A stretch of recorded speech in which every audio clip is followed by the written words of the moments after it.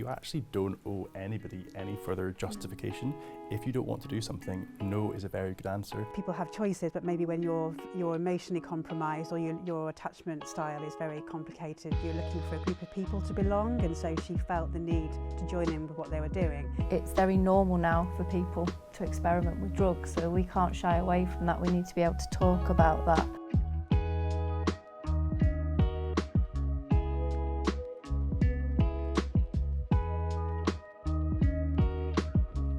Hello and welcome to Perspectives, a show from Priory where we talk about the biggest topics in mental health and addictions. I'm Colin Quick and I'm Priory's Chief Quality Officer, and today we're going to be talking about ketamine and the rise in this as a drug of abuse across society. I'm joined today by a panel of experts, and I'm joined by Claire Rimmer, our lead addictions therapist. I'm joined by Dave McLaughlan, consultant psychiatrist, and Debbie Longsdale, our director of therapies. So, panel, I'm just going to put this in some perspective at the moment, just to give it a little bit of background. Ketamine, we know it's on the rise. Some of the information and data that Priory has produced over the last 12 months, it shows that there's been a 34% year-on-year increase in the number of contacts that we're having from people to help support them around ketamine addiction. Government data shows there's been a 350% increase in ketamine addiction in the last 8 years. So it's really becoming a significant issue. And I think what would be just really helpful just to get that idea right at the beginning is about why. Why do the panel think that ketamine is becoming more and more a drug of abuse in society? So Claire, you're dealing with this day in, day out in your therapy work. What's your view? What's the sort of information you're hearing? I think like obviously what you just said there, Colin, we are seeing more people when they're making the inquiries for free assessments, you know, that their presenting problem is ketamine addiction. And I think it's popular amongst the young people.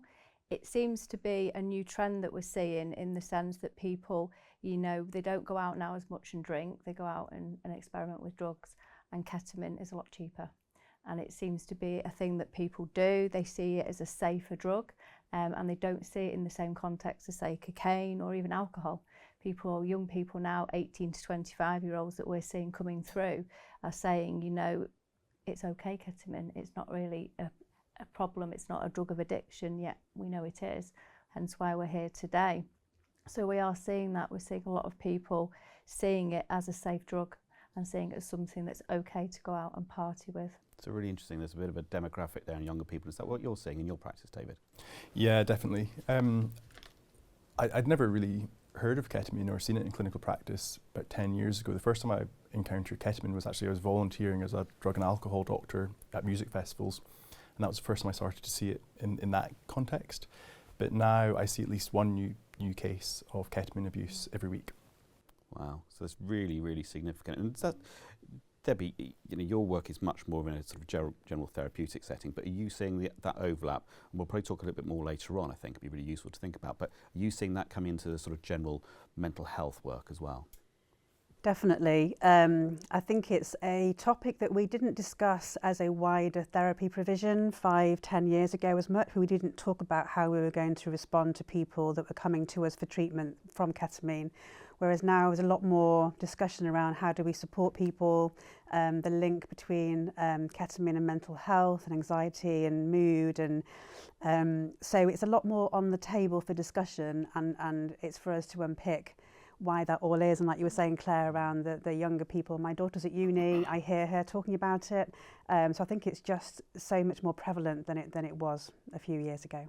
Okay, so we're definitely getting that feel that we know from the data, we know from your clinical experiences as well. I guess for many people, ketamine, it's something, you might have heard the word, you might have a vague idea about it, but it's a bit of a mystery drug in some way. So, David, it'd be really useful just to get, I think for our viewers, just to get that understanding about what is ketamine, what's the effects of it, what sort of drug is it, how do you take it? Just give us some detail about that. Okay, so ketamine is a dissociative anaesthetic. It works on the NMDA receptors. It's synthetic, so that means it's man-made, and it's something typically it's snorted. It does come in liquid form, but typically when people are coming to our clinics, it's because they're snorting it. It costs about £3 for a line, so it's like you're saying, it's really cheap. That's why a lot of people are using it. and it works really, really quickly. So within kind of a few minutes, really, people will start to feel the effects of it, and it can make them feel, in small doses, it can make them feel relaxed and euphoric, and it can change their perception of the world around them. So they might start to have some hallucinations as well. But in high doses, it's a dissociative anaesthetic, so it can make you unconscious. And that's obviously where it becomes quite dangerous. The other thing as well is if you're buying it from your drug dealer, you don't even know if what you're buying is ketamine. And again, I mentioned earlier, I used to volunteer at as a drug and alcohol doctor at music festivals, and it wasn't uncommon for us to see people who had thought they were buying ketamine, but actually it was laced with other substances as well, which is obviously one of the huge concerns. People just don't know what they're taking. Okay, so got a bit of background there. And Claire, you see a lot of people coming into your work that are using ketamine. What's the scenario? When are people using it? Something you use at home? When you go out? Is there a pattern to that sort of usage? I would say from my experience, what we see, especially in that cohort that we've just mentioned, like the younger sort of generation, is they don't go out now and drink. They go out and experiment with drugs, and that seems to be kind of the pattern that we see. And for those people that maybe then have mental health issues or predisposed to addiction, it then becomes something that carries on. And then you might find that they do start using at home on their own, and using it to try and cope with different things like any addiction can be. And then they increase how much they're using. So then that's when the problems you'd start to see in terms of the impact it can have. And what about that kind of when you're having someone come into therapy? Because there's positives, which is why someone takes a drug. There's something that they get value from. But then people are seeing it as a problem. What's the thing that might trigger someone to say, actually, that's difficult for me. I don't want to be taking this anymore. I want to be able to control it. What's the sort of things that we're seeing there? When somebody starts asking themselves that question, what we often see is they start to have the negative consequences of using a substance or a behaviour. It's not just they're going out and having a good time with their friends. They may start to be isolating from family and friends. They'll start to kind of, have problems at work. Their mental health will start to suffer. It's not uncommon that people can be quite low in mood, quite anxious, and then one of the key problems that we often see is the impact it can have on a person's bladder. As well, which is very concerning, because that can be kind of permanent if the person carries on using ketamine in high doses. So you can have some very serious physical effects on the individual as well? Yes, definitely, yeah. David, why is that? So the way that ketamine is metabolised in your body, the way it's broken down, means that 90% of it is passed through your kidneys, and then the breakdown products of ketamine pass through your bladder. So 90% of that comes through your bladder. And that causes it's basically toxic to the lining of that bladder. The lining becomes thinner, so your bladder is basically it's like a muscular balloon, and it needs to retain its muscular integrity in order to store that urine. But what ends up happening is you damage the lining of the bladder, so you get pain when you pass urine. You get blood when you pass urine. You get increased frequency, so you're going to the toilet more often. And you get people who are in their early 20s wetting themselves because they've taken so much ketamine, and they've basically destroyed their bladder, and then they need to have surgical procedures to restore their bladder if that's possible. And if that's not possible, then they need to have a bag on the outside of their body to store their bladder. And I don't know. I don't want to get scaremonger, but I just don't think that's a story that your drug dealer tells you when they're selling you kind of ketamine, or when your mate offers you a bump of it and they're key. And that's why I think it's important for us to kind of to be those people that talk about it. Okay, we alluded earlier on to that impact and the overlap between sort of ketamine use and how that's impacting on someone's mental health and their well-being, and that might find their way into therapy from there. Debbie, I just wanted to kind of ask you about ketamine use, short-term, long-term. What's the likely effect on someone's mental well-being? I think that people, younger people, I know I'm being stereotypical, maybe live more in the here and now and you know, look at the immediate need that I have. And I think that ketamine, or ket as it's referred to, like you were saying, kind of have that quick impact from the drug. And I think that people quite like that. So I think that that it has a very short-term effect. Therefore, my immediate this evening or the day that I'm in, it will help me today. So I think then the brain learns that helped me, therefore I can then use it again, and then it becomes a long-term usage. But maybe not, people didn't realise they were going to do that, or they didn't sign up for that. It might have been a one-off thing in an evening, and you know, then that becomes something more. So I think if you're, you know, young people, it's complicated with social dynamics, isn't it? And I was speaking to somebody recently who explained to me how she got into using ketamine, because she'd come from a very sort of domestic abuse kind of setup where she had to leave her partner, which was very, very brave thing for her to do. But she then found that she was looking for a new group of people to meet, and she met some people, and they were doing ketamine, and I know probably it's people have choices, but maybe when you're emotionally compromised, or your attachment style is very complicated, you're looking for a group of people to belong, and so she felt the need to join in with what they were doing. So the short term, she thought, my short-term solution is to do this with them, and then I can be part of the group, part of the gang, and it won't affect me long term, so I'm just going to do it as a thing tonight, you know, and then the story goes on. But she then became a long-term user of it, because she realised it helped her feel accepted, or she could get on with her evening and be with this group of people. So I think it has, some people start short-term, but it becomes a long-term thing without realising, unfortunately.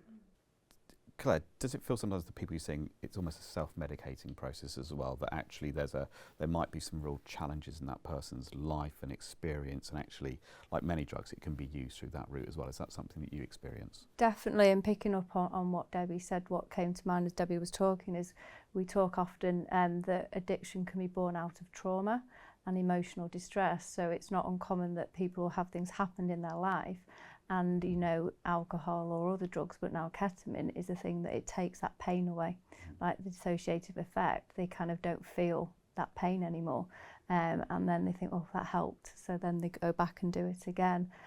So it's not uncommon that you'll have that underlying, and then they turn to ketamine to help with that, but then that becomes a bigger problem in itself. One of the interesting questions, actually, you've both been going through it, the bit that I think is useful to have a think about and to explore, and I'll come to David in a minute on this, is we talked at the beginning about young people using this in a recreational way.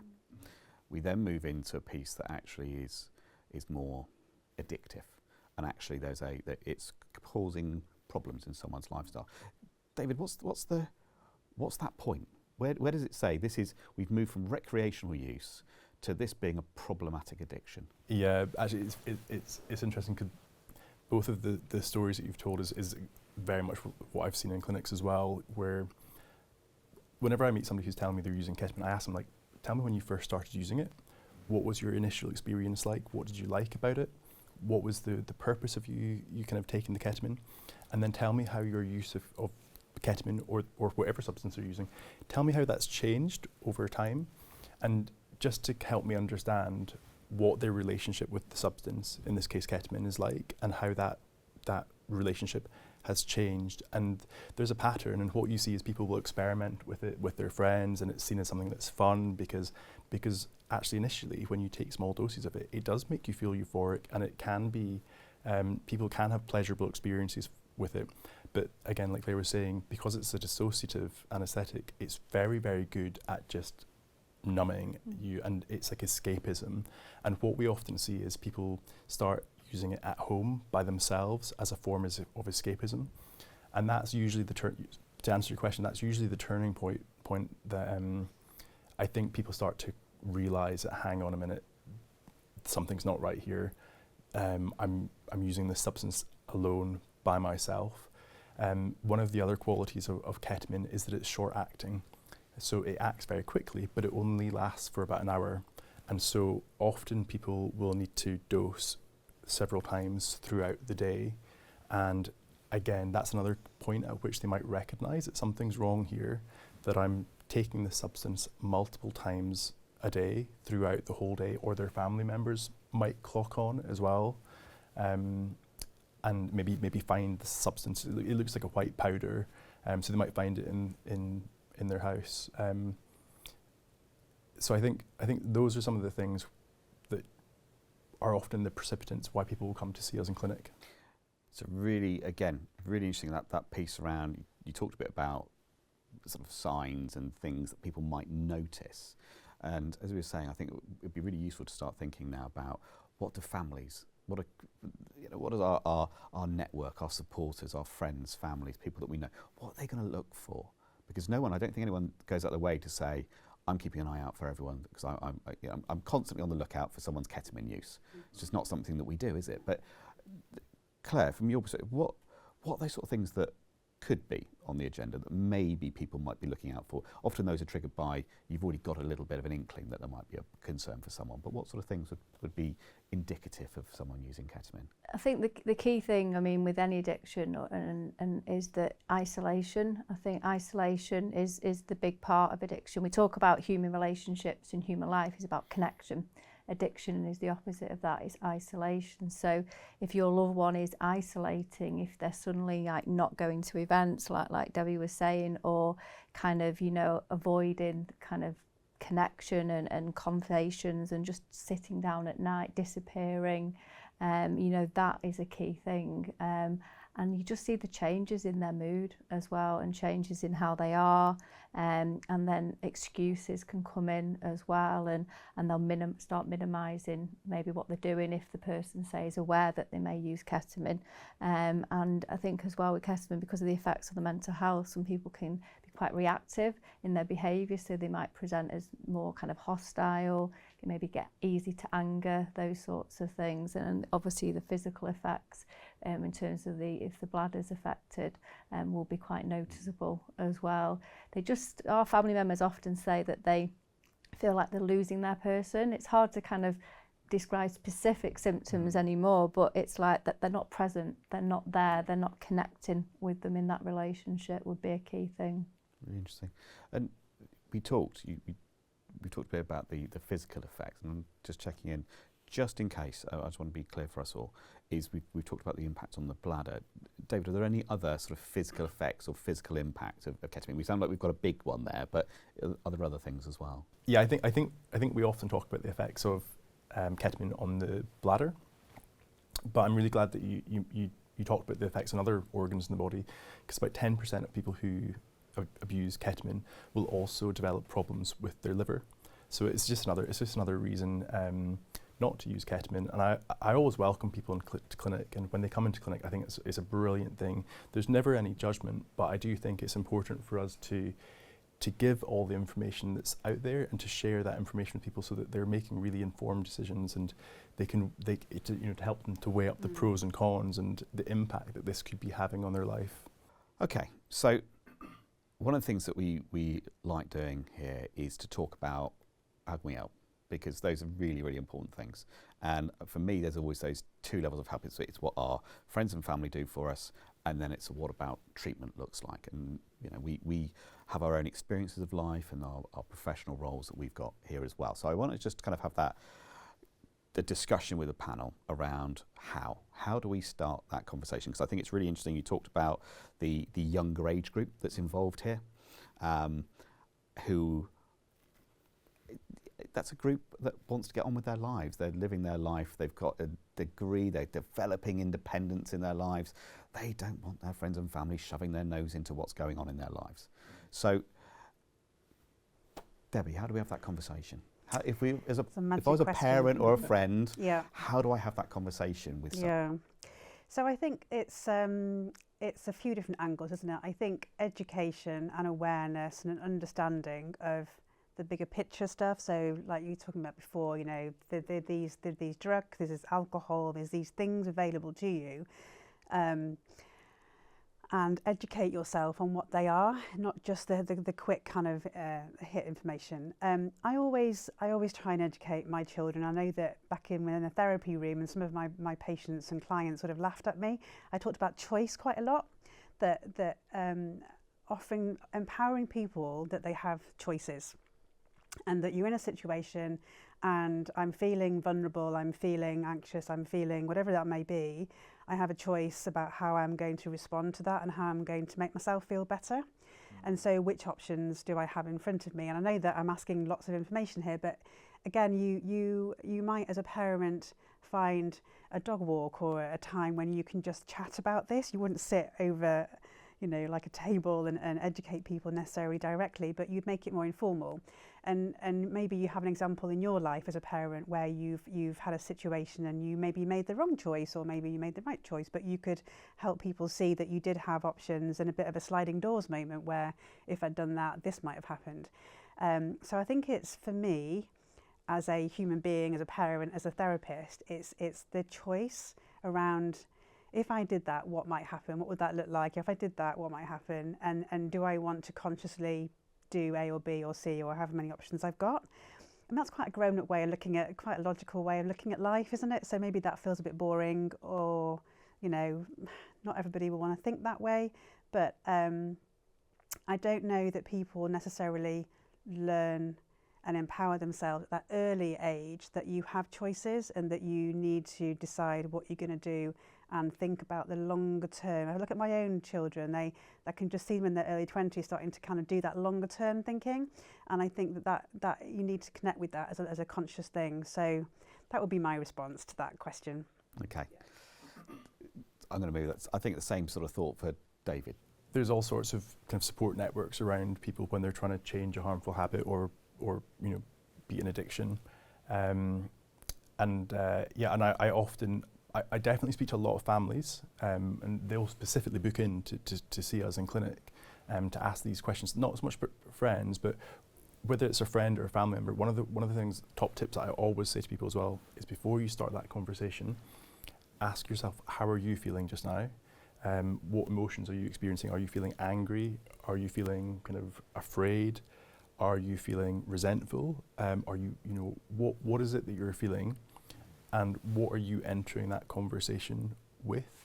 And I suppose that's true. It's true whether it's a family member or a friend, because I suppose from the perspective of a friend, they might be kind of having all sorts of emotions, but even things like a sense of loss, because maybe they also use ketamine and this is their buddy that they use ketamine with. You definitely see this with alcohol, actually, kind of friends who, when their friend gives up alcohol or cocaine even, or smoking, they have that sense of grief or loss because they've lost their drinking buddy. And maybe that's true as well with ketamine. So I suppose that's one thing that again, going back to that first point, one thing I ask people before they start these conversations is check in with yourself first. How are you feeling, and what emotions are you bringing into that conversation? And do you need to regulate any of those emotions first before you then have a much better conversation? So really being prepared, know yourself, know how you're going in, because you don't want it really going sideways quickly because of how you're feeling. Yeah, really important message. Claire, one of the, I think by the time someone's entered into therapy, they've gone through a lot of stages to get to that point. One of the things that I guess families and friends must come up against all the time is denial of someone saying, no, not my problem. Don't have a problem, don't know why you're coming to me to talk about it. I'm quite happily getting on with my life. How do people get through that? Because that's a really tough one, isn't it? It is a tough one, and I think denial it can be so strong in people, and breaking through that it can happen at different stages. It can be, for some people, it can be quite quickly. For other people, it might take a long time. I think family members, you know, the support we can offer them is, firstly, just to add to a couple of things, is not to shy away from having conversations about alcohol and drugs. You know, it's very normal now for people to experiment with drugs, so we can't shy away from that. We need to be able to talk about that. I think for families, they need to kind of try and step back a bit and let the person have some consequences if it's got to that point where it is addiction, and not kind of keep covering up or kind of bailing them out, whatever it might be, if there's financial issues. And then the person starts to see there's a problem. If everybody picks up after them and looks after them, they don't have the consequences, so the denial stays. So it's kind of helping them see the truth. It can be hard. I would imagine for parents that's very difficult. If we're talking about young people, to kind of, you know, let those things happen and see your child kind of struggle or suffer.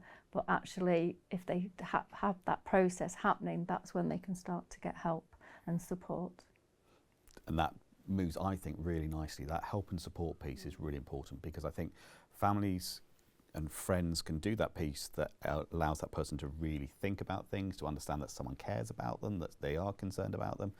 But actually, there's a next step, which could be treatment. Yeah. You know, we want people to, you know, ideally people will resolve these situations themselves, but sometimes they need professional help to do that as well. And I just wanted to just get that overall view, and we'll dive into a little bit more detail. But David, I'm just going to come to you. What are the sort of treatments that would be available for ketamine addiction? So I suppose we would generally offer somebody a 28-day detox. Because we want to make sure that their physical health is we want to look after their physical health. That's really important, because we've already talked about all the kind of the harms that ketamine can do to your body. So I suppose that's one priority is what do we need to do to make sure somebody is physically well? Do we need to do blood tests? Do we need to kind of refer them on to urology if they need help with their bladder? And do they need help with the withdrawal period as well, if there's going to be any withdrawal symptoms, to make sure that they're physically comfortable and that they're safely detoxed. So that's one priority, I think. But then, as we've talked about earlier as well, there's lots of underlying psychological needs that could be driving the ketamine addiction in the first place. So, you know, is there trauma? Is there kind of an underlying mood disorder? Are they depressed? Is there an anxiety disorder? What is it that has precipitated this addiction in the first place? And what do we need to do upstream to get to the root cause of the problem? And that's why I do think there's a real value in the 28-day program and having that intensive period where we can provide that type of support. And then obviously afterwards with a kind of really good, robust aftercare package as well, to make sure that people don't relapse, and make sure that kind of support that we give in the hospital is actually continued afterwards as well.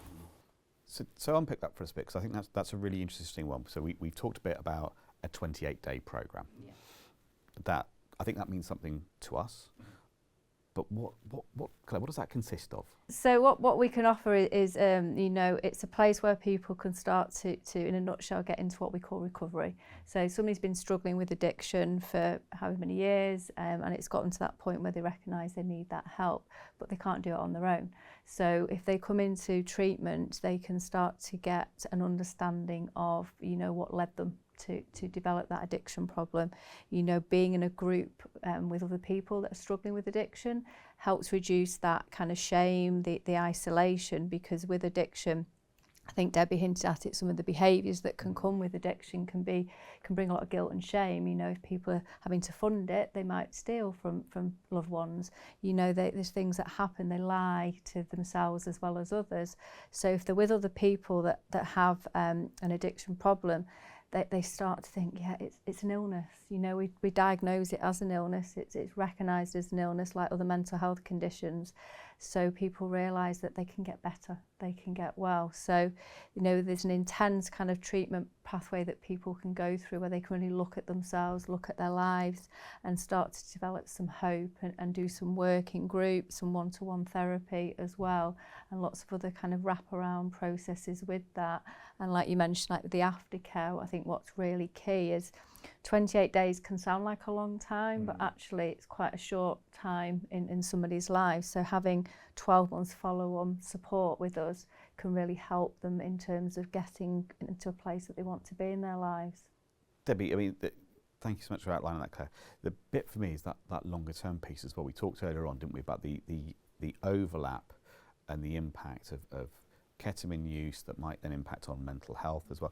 How do you get that balance right? Because that's more sort of the work that you would do, is that potential, that longer term psychological therapy work that might sit. How do you get that balance right to make sure that the addictions element is still there, but you're also really mindful of the elements around the sort of mental health well-being as well?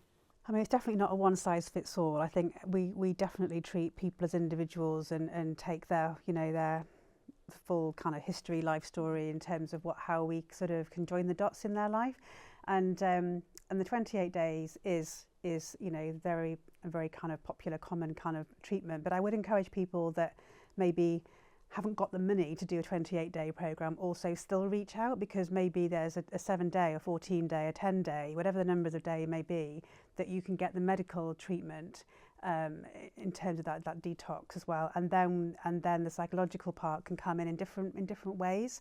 So some people, so I agree, the psychological part is the longer bit. The medical part, I guess, is the shorter bit if we maybe sort of doing long and short kind of versions, and then it's helping people to understand why they sort of reached out to that drug in the first place.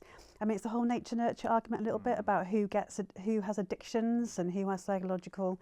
So we could probably spend hours debating that, couldn't we? But maybe we won't. But then for me, in terms of the psychological treatment, it's equipping them with the understanding of, okay, can we make sense of how you arrived at that place in the first place? What are the things that are causing you distress?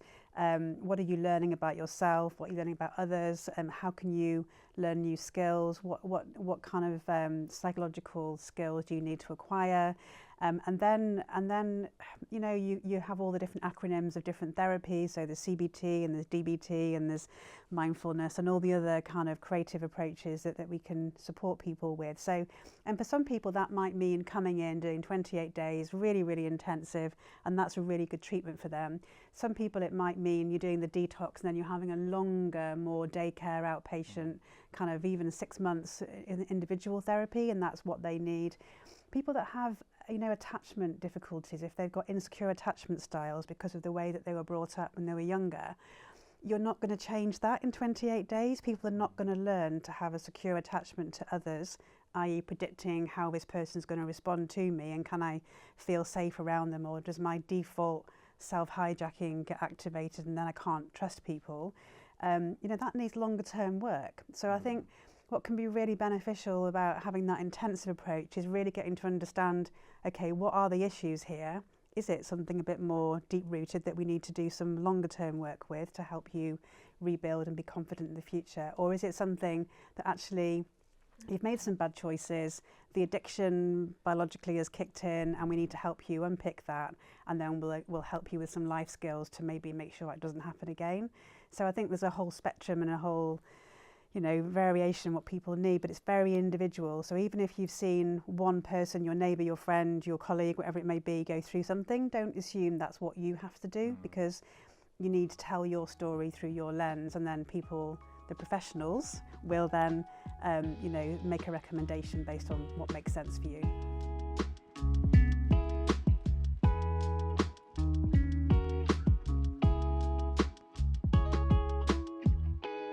So, panel, thank you so much. I mean, there's been some really interesting discussion and debate, and one of the things that's always really useful for us when we do perspectives is to talk about the questions that come in from our viewers, because we source those beforehand. It's really useful to get their exact questions, because we've talked through lots and lots of issues, but nothing will beat some of these. So I want to just kind of, I'm going to go in some sort of order along the group, but you're all going to get a go to have a quick pithy answer to some of these questions. So let's go for our first one. So this is from Simon, and Simon asks, I've been in recovery for a number of years but still find it a challenge every day. Do the panel have any advice for strategies I can I can adopt to avoid relapsing? So I'm going to start with yourself. Okay. It's interesting to know, because I don't know what Simon's already doing in terms of what he's doing to help not relapse. What I would be saying is that it's what support network has he got? You know, talking to other people who've had a similar problem, and maybe accessing some, you know, therapy to look at that in a bit more detail. I think the key thing is when our patients kind of say to us they're struggling with something, when you talk about something, it takes the power away a bit and it can help. So actually reaching out in whatever form that would be for him would be the thing I would suggest. Okay. David, a suggestion from yourself? Yeah, firstly, well done, Simon. Obviously doing really well. The other thing I would say is know your triggers. Write a list of all of those triggers, and if you encounter those triggers, have a plan. So we call that an if-then plan. And those triggers could be emotional triggers, it could be environmental, it could be people, it could be times, it could be places. So write a list of all of those triggers and then a plan for if you encounter them. Brilliant. Okay. Next question. This is from Lucy. As someone in my 20s, ketamine is quite popular among many in my friend circle. I come up against a lot of peer pressure that I struggle to deal with. Any advice? We're coming back along the other way this time, so I'm going to start with yourself, Debbie. Good old peer pressure. Yeah, I love it. I think it's really complicated, and for some people who are very vulnerable, you know, it's very easy for us to offer the idea that you make a choice, but you can't always, and you feel compromised. So I think it's trying to find your trusted people that you can go and check in things with and notice that, you know, someone said this or someone suggested this. Does that feel right to you? So create the pause. Don't always feel you have to react immediately, and find some trusted people that you can run things past or take a break and then make a decision later. So just don't put yourself under time pressures. Okay, brilliant. Thank you, David. This is always easier for me because I'm getting to answer second, but what I do is I do refusal skills with my patients, and I do role plays with them sometimes, and if they're encountering situations where they're under pressure to take a substance, often it could be alcohol or a cigarette that they're trying to stop smoking. Practice those refusal skills. Have like an answer up your sleeve that's pre-prepared, and sometimes what I'll ask people to do is adopt a persona. With my patients, I'll talk about the joker, the table turner, the diplomat, and we create these types of these personas that have certain types of answers. So the joker might diffuse a situation by kind of making a silly joke like, look, I've got 2 brain cells left, and if I have another drink or if I have a line of ketamine, you're going to kill them both. So, or the little white liar is another one that I quite like. So kind of making an excuse, like a little white lie, like I can't do this tonight because I've got to do something else afterwards. Another one that I use this myself actually when I'm out and about and I just don't want to drink for that evening. I'll be the table turner. So somebody will say to me, what are you having to drink? I'm getting a drink, or why aren't you drinking tonight? And instead of having to justify why I'm not drinking it, I'll just change the subject, and I'll say, actually, tell me about your day. What's I don't know. That's maybe not a very good example, but a lot of the time, the reason why people succumb to those moments is because they're caught off guard. And so if you have some of these not necessarily drink refusal, but just any kind of refusal skills or kind of these kind of statements or kind of responses up your sleeve already, it's much easier just to kind of manage those situations. Be prepared for the pressure. What are you going to say if somebody was to put you under pressure to take the substance or the drink and you don't want to? What is your go-to answer, your go-to response, so that you're not caught off guard? Thanks, Dave. Claire. Yeah, you've answered that one really well there as well. I think what I would add to that is it's okay to be true to yourself. I think peer pressure is a natural process for anybody to go through. But actually, if you step back from that, and actually there's probably other friends in that circle that are probably feeling the same. And actually, if somebody stands up and says, actually, no, I don't use drugs, or I don't want to do that tonight, other people are probably feeling very similar. And actually, it might not be just you that's feeling that way. And actually, by having some courage to do that, might actually also help other people as well as yourself. Can I so I gave a really long, convoluted answer there with all of these different techniques about kind of refusals, But no, in itself, just that one word, that is a totally valid answer in itself. You actually don't owe anybody any further justification. If you don't want to do something, no is a very good answer. And if that person's not respecting your decision, you don't have to stay within their proximity. You're actually allowed to walk away and leave that environment, that situation. And so I wanted to balance that with, with the very complicated answer that I gave about all these different strategies and personas that you can put on. You can just say no and walk away. We cover it in one of our educational processes around alcohol mainly, and one of the things was, you know, how if you're in recovery and somebody says to you, you know, do you want to drink, and you know, and say, well, no, but I'll have the money, and they won't ask you again, that kind of thing. So you can kind of make it light-hearted as well, and they kind of like, okay, and then it kind of diffuses it as well. So yeah. Okay, I've got a final question. So this is from Sophia, and actually it raises a really interesting point that I don't think we've actually talked through yet so far. So ketamine abuse has been in the news due to the death of Matthew Perry, who initially used it to treat depression and anxiety. How does a clinician balance the benefits of a drug versus the potential side effects? Claire, let's start with you on that.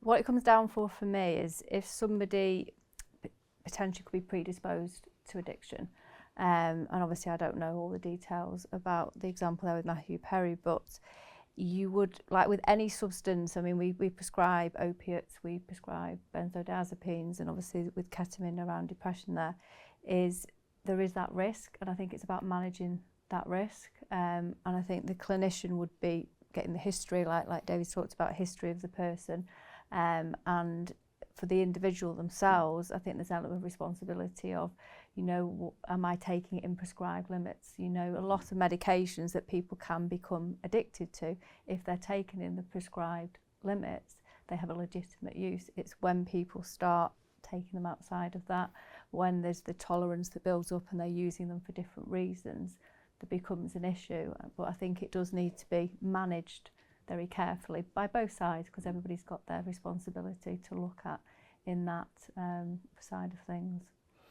Thanks, Kat. So, David, I'm going to bring this to you because I think it's a really interesting one. As someone who can prescribe in here the prescription of ketamine in these circumstances, explain that a little bit about why that would be a thing, and then your views on it. Yeah, I'm really glad this person sent this question in, and it's a tricky question because ketamine it's used by doctors. We use it as an anaesthetic agent, often in emergency situations, as a pain reliever.